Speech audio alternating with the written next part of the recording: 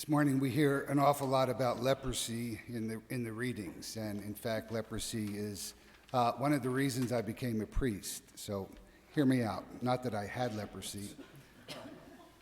When I was in first grade, the sister who taught our class told us the story of Father Damien, the priest who went to Molokai to take care of the lepers there.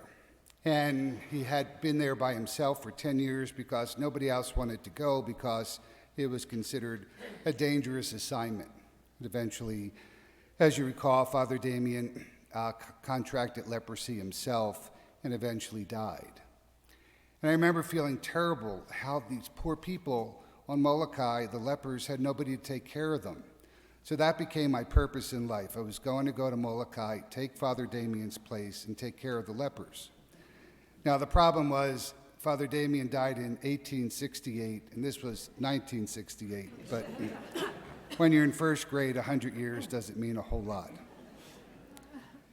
And by the time I got to fourth or fifth grade, I found out that they would eventually close the leper colony on Molokai because they had come up with effective medical treatments for leprosy. I remember at that point I was so angry at God. He just took my whole purpose of life away. So at that point, I decided rather than joining the church, I would join the mafia, and that's part two of my story, which we'll save for another moment. Now, next week in the first reading, we'll hear about God's covenant with Noah. And it's an important covenant because it's the basis of our common morality. In fact, a lot of the parts of the UN Universal Declaration on Human Rights was based on the covenant with Noah. But there's another story about Noah that you may recall. In fact, it's the first time in the scriptures that wine is mentioned. And Noah gets drunk on wine. Maybe there's a warning there for the rest of us. And if you recall the story, Noah passes out drunk, completely unclothed. His son Ham walks in and he sees his father passed out drunk and unclothed. And then he goes out and he tells his two brothers, "Hey guys, come and see this. Dad's passed out drunk naked in the tent." The other two brothers, however, took a sheet and they walked in the tent backwards so they did not see their father, and then they covered him up and they left. Ham, however, was cursed because of his actions. But what exactly did he do to receive such harsh judgment? Well, in the Hebrew, it's called lashon hara, evil speech or evil tongue. Ham was guilty of detraction, saying something true that should not have been said. And it's akin to gossip. The tongue contains the power of life and death. You can destroy someone with your words. You can ruin their reputation. Likewise, if you withhold praise that could help someone, you're also helping to destroy them. The tongue can be the source of one's downfall or one's success. It's especially true today with social media. In a matter of minutes, someone's reputation can be destroyed. I remember when I was very first ordained a priest, my first assignment, one of my sisters came to visit. She was pregnant. We went out to lunch. By the time I got back to the parish, the pastor told me that rumor on the street was that I had a mistress who I got pregnant. So while the tongue has no bones, it breaks bones, as the saying goes. Now, why am I telling you this? Well, because in the biblical view, lashon hara, an evil tongue, was one of the causes of leprosy, as well as arrogance and a failure to share with the poor.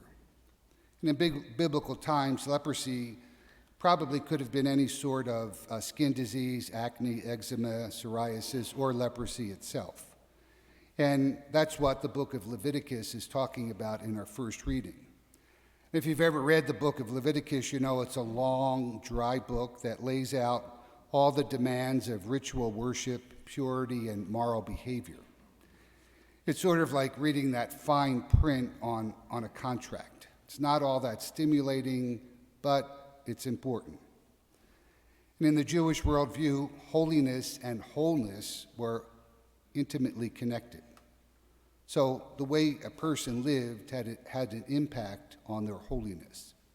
So Leviticus sets up a whole series of ritual rules in order that people could be both healthy and holy. Bad actions, poor dietary practices, poor sanitation practices, all could lead to a breakdown in the body's integrity and in the soul's as well. So the lepers were cut off from the community lest they infect everyone else. But it was more than just a physical quarantine, it was also a moral quarantine because it blocked people from worshiping God. Just think of how we felt a couple years ago during the pandemic when we were told you could not come to church. Now imagine not being able to do that indefinitely. And so the physical manifestation of the disease for the people in the Bible was a sign of sin. And we'll see it in a few weeks during Lent when we read the story of the man born blind. Remember, the disciples asked Jesus, whose fault is it that he was born blind, his parents or his own? And Jesus, of course, turns that belief on its head. He says, neither his parents or his own, but it's to bring about the glory of God. So through him, through his disease and his sickness, it became an opportunity for God to work in the world. And how often do we find that to be true as well in our broken world? We find moments of grace. And so in the gospel today, Jesus heals the leper, restoring him to the community as well as to temple worship. And Mark gives us a very interesting detail in the story. First, the leper asked to be healed. He's not holding on to his sickness, he's giving it over to Jesus. And then Jesus responds, I do will it, be cleansed. And then he touches the leper. Now I'm sure he could have healed the man without touch, but Jesus connects to people in a very human way. But because he touched a leper, Mark tells us Jesus could no longer enter the towns, but he had to stay outside. And part of the reason for that is that Jesus would himself be considered unclean. And that's why he wanted the man to immediately go to the priest so he could be declared unclean and leave his quarantine. You remember how it was with COVID. You came into contact with someone with COVID and you had to quarantine yourself, and on it went. In the previous chapters, Jesus told the apostles that his mission was to go to the cities, the towns, the villages to proclaim the good news.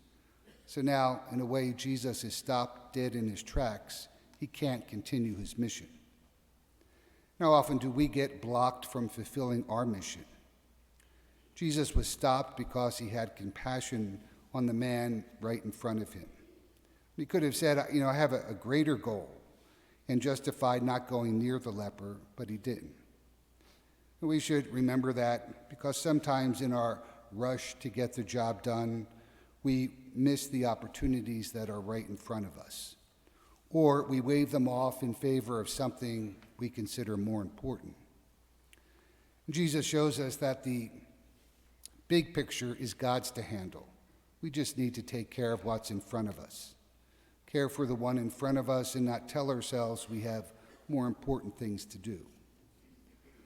So today, the scriptures teach us that an evil tongue causes great harm and has serious consequences. Something to consider as we go into Lent. Maybe we need to help control our tongues and what we put on our Facebook page or what we email or send in a text message. We also learn that Jesus wants to heal that part of ourselves that is most untouchable. And finally, if we seek to follow Jesus, we have to be ready for many inconveniences and use them as moments to give away love and compassion.